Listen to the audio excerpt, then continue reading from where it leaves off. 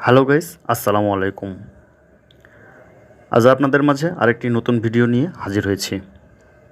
ভিডিওটি হলো আপনি গুগল প্লে স্টোর ডিজেবল করার পর আপনি গুগল প্লে স্টোরটি কোথাও খুঁজে পাওয়া যায় না।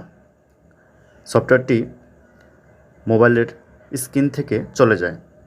তাই আপনি কিভাবে সহজেই ডিজেবল গুগল প্লে স্টোর থেকে আপনি ইনেবল করবেন তাই দেখাবো আজকের এই ভিডিওতে।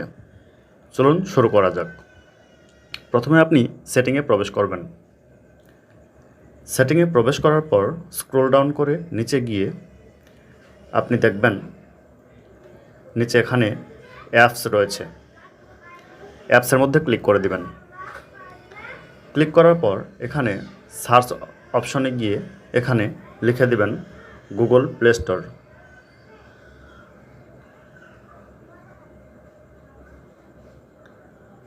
Google play store.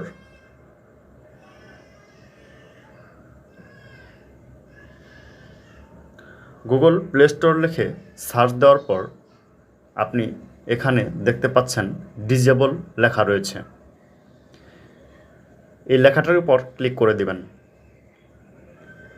ক্লিক করার পর এখানে এরকম একটি ইন্টারফেস পাবেন। এখানে নিচে বাম পাশে এখানে ইনেবলের এখানে একটি টিক চিহ্ন দেওয়া আছে, এটার মধ্যে ক্লিক করে দিবেন।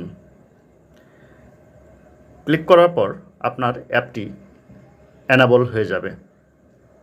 তো গাইস, এই ছিল আজকের ভিডিওটি ভালো লাগলে লাইক কমেন্ট শেয়ার করতে ভুলবেন না। পরবর্তী ভিডিওর নোটিফিকেশন পেতে সাবস্ক্রাইব করে পাশে থাকা বেল আইকনটি অন করে রাখুন।